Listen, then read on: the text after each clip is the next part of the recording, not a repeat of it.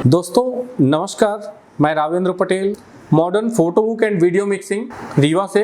रीवा में ही मेरी शॉप है। वेडिंग एल्बम डिज़ाइन का मेरा काम है। लगभग मैं 12 साल से एल्बम डिज़ाइन करने का काम करता हूं और अभी फ़िलहाल आपको ये वीडियो बनाने का जो हमारे दोस्तों ने बोला कि भैया कुछ बताइए, उनसे देखिए सारे लोगों को एक साथ करना बड़ा मुश्किल हो पा रहा था, एक साथ एक टाइम पे आना। तो मैंने ये सोचा कि अपन ऐसे कुछ टाइम निकाल के उनके लिए वीडियो बना दें और वो उस पर कुछ समझ पाएंगे तो ज़्यादा अच्छा है।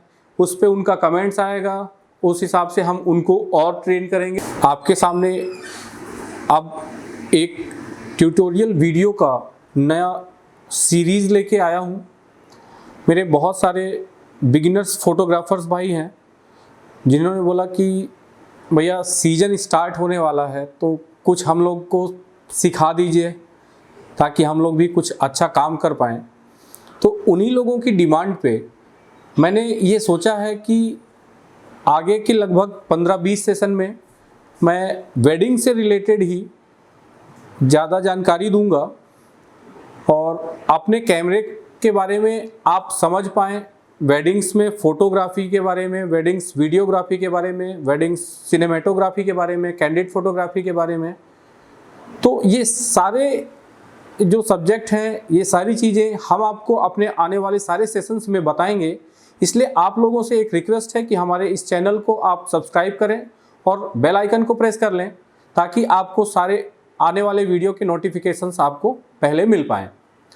तो दोस्तों, फोटोग्राफी स्टार्ट करने के पहले आपको कुछ फ़ोटोग्राफी के बारे में बता देता हूँ कि फ़ोटोग्राफी होता क्या है। फ़ोटोग्राफी ग्रीक भाषा के दो शब्दों से मिलकर बना है, एक फोटो और दूसरा ग्राफी। फोटो का मतलब होता है प्रकाश और ग्राफिया का मतलब होता है चित्र खींचना। अपन लोग जितना भी आगे आने वाले वीडियो में देखेंगे, बेसिकली हम जानेंगे सिर्फ वेडिंग्स फोटोग्राफी के बारे में ज़्यादा, क्योंकि आने वाला सीजन, अब शादी का सीजन है, 1 महीने बाद शादियां स्टार्ट हो रही हैं। तो आप लोगों को बेहतर रिजल्ट आप दे पाए अपने क्लाइंट्स को, इसलिए ये वीडियो मैं आपके लिए बना के ला रहा हूं। तो दोस्तों, पहले अपन जानते हैं कि कैमरे में एक्सपोजर क्या होता है। एक्सपोजर ट्रायंगल के बारे में जान लें, क्योंकि हमें एक प्रॉपर फोटो चाहिए होता है। हमारी फोटो अंडर एक्सपोज ना हो, हमारी फोटो ओवर एक्सपोज ना हो, हमारी फोटो सेगी ना आए।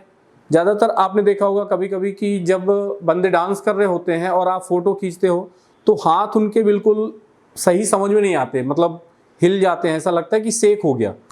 और कभी कभी आप देखते हैं कि यार लाइट कम हो गई या लाइट ज़्यादा हो गई, फ़ोटो बर्न हो गई। ऐसा क्यों होता है? कुछ लाइट कंडीशन में आपके फ़ोटो कभी कभी ज़्यादा पीले आते हैं, कुछ कभी कभी ज़्यादा लाल आते हैं, कभी ज़्यादा नीले आ जाते हैं। टेंट के नीचे जब आप यूज़ करते हो तो कभी कभी फ़ोटो, मतलब अच्छा फ़ोटो आ नहीं पाता। तो उन सारी चीज़ों के बारे में हम आपको आगे बताएंगे। फिलहाल आज जो मैं आपको अपने वीडियो में बता रहा हूँ उसमें सोच रहा हूँ सबसे पहले मैं बता देता हूँ कि आपके कैमरे में कि शटर स्पीड होता क्या है।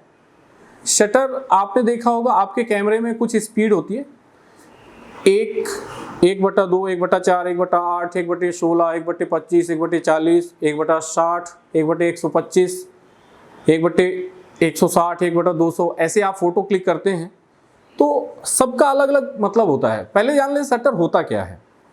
आपके कैमरे में जो इमेज सेंसर होता है उसके ठीक आगे एक शटर लगा होता है जो परमानेंटली बंद रहता है। जो पुराने कैमरे हैं, जो मिररलेस कैमरे नहीं हैं, अभी जो मिररलेस कैमरे आ गए हैं उनमें जनरली होता क्या है कि आपका जो सेंसर होता है हमेशा ओपन रहता है, जिससे आप लाइव व्यू देख पाते हैं।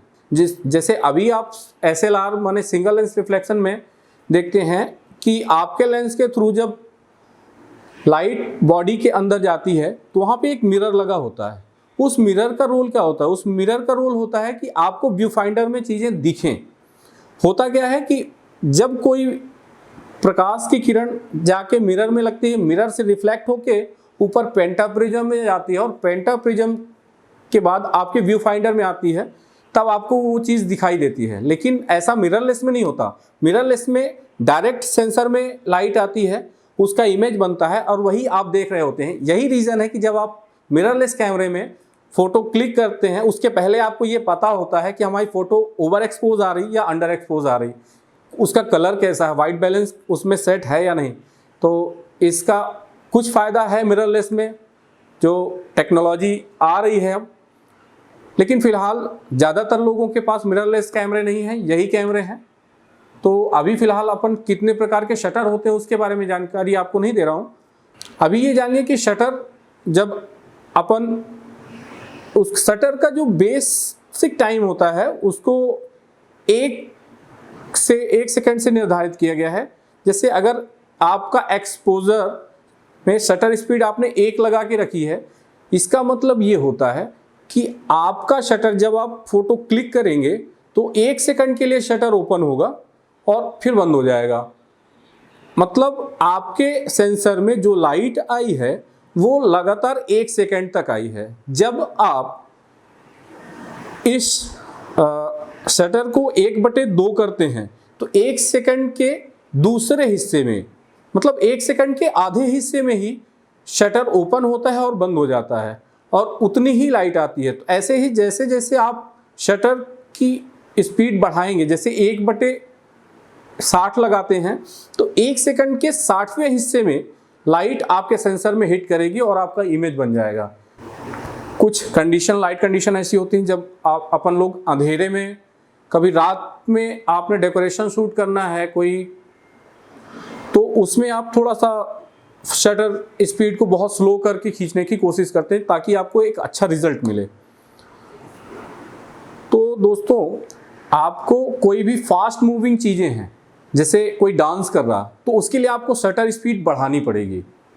इसका मतलब कि अगर कोई डांस कर रहा या फास्ट मूविंग में है तो आपको 1/160, 1/200 तक की स्पीड लेनी पड़ेगी। मैं 1/200 के ऊपर इसलिए नहीं जा रहा हूँ कि अगर आप अभी बिगिनर्स हैं और फ्लैश से फ़ोटो खींच रहे हैं, फ्लैश फोटोग्राफी कर रहे हैं, तो उसमें जब भी आपने देखा होगा, अगर आप फ़ोटो खींच रहे हैं तो कभी कभी आपके साथ ऐसा हुआ होगा कि ऊपर और नीचे थोड़ा ब्लैक स्पॉट आता है, ब्लैक आ गया, ऊपर और नीचे ब्लैक आ गया, बाकी फ़ोटो बीच में दिख रहा।